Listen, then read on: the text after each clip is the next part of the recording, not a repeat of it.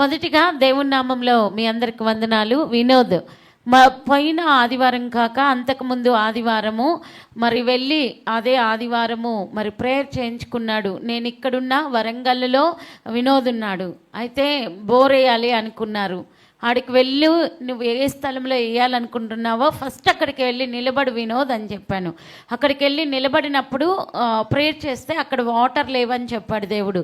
అయితే కుడివైపుకి నీ కుడి చేయి వైపు కొద్ది దూరం నడువు అని చెప్పాను. మళ్ళీ కుడి సైడు వైపు కొద్ది దూరం నడిచిన తర్వాత అక్కడ నిలబడని చెప్పాను. మళ్ళీ ప్రేయర్ చేస్తే అక్కడ కూడా నీళ్లు లేవు అని చెప్పాడు దేవుడు. మరలా ముందుకు నడువు అని చెప్పాడు. ముందుకు నడిచిన తర్వాత 3 అడుగులు వేయమంటున్నాడు దేవుడు. అంటే 3 అడుగులు వేసి నిలబడు అని చెప్పాడు. అక్కడ నిలబడిన తర్వాత ఇక్కడ చాలా వాటర్ ఉంది, అక్కడ వేయించు అని చెప్పాను. అక్కడ వేయించారు.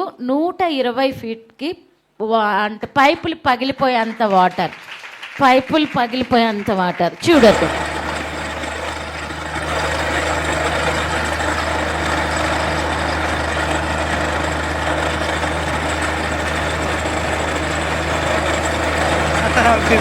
దేవుడు ఈ సాక్ష్యాన్ని దీవించునుగాక.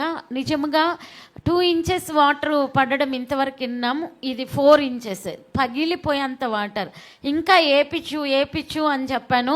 అయితే వాటరు అంటే సాధ్యం కావట్లేదు ఇంకా వేయడానికి అని 180 దాకేసి స్టాప్ చేశారు. బట్ నేను అక్కడికి ఏమి వెళ్ళలే. బట్ ఫోన్లోనే దేవుడు ఎలా నిలబడి ముందుకెళ్ళమన్నప్పుడు ముందుకెళ్ళడం అలాగే వచ్చిన తర్వాత మరి వినోద్కి బాగాలేకుండే 3 days చాలా కష్టపడ్డాడు. హాస్పిటల్కి వెళ్ళాడు. మోషన్స్, వామిటింగ్స్ అసలు తక్కువ కాలేదు. గ్యాస్ట్రిక్ ప్రాబ్లమ్ అని టాబ్లెట్స్ వేసుకున్నారు, ఏం తక్కువ కాలేదు. అయితే ఇంకా విసుగొచ్చి మొన్న నాకు కాల్ చేసినప్పుడు దేవుడు చెప్పాడు, ఫుడ్ పాయిజన్ అయింది, నీకు గ్యాస్ట్రిక్ ప్రాబ్లం కాదు, ఫుడ్ పాయిజన్ అయింది అనగానే చాలా నీరసంతో వాళ్ళ తమ్ముడు వచ్చాడు. అసలు నడవలేని పరిస్థితి, బైక్ నడపలేని పరిస్థితి, తీసుకొని వెళ్ళాడు. నేను ఫుడ్ పాయిజన్ అని ఏదైతే చెప్పానో దానికే ట్రీట్మెంట్ తీసుకున్నాడు. 1 hour 2 hours మంచిగా అయిపోయి మంచిగా వచ్చేసాడు.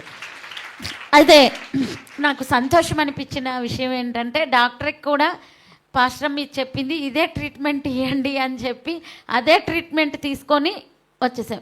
ఎన్ని గంటలు ఉన్నావు హాస్పిటల్లో?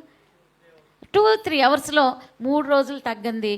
ఫుడ్ పాయిజన్కి ట్రీట్మెంట్ తీసుకున్న తర్వాత 2 hours బయటకు వచ్చాడు. అంతా క్లియర్ అయింది. దేవునికి మహిమ కలుగునుగాక. దేవుడి సాక్ష్యాన్ని దీవించునుగాక.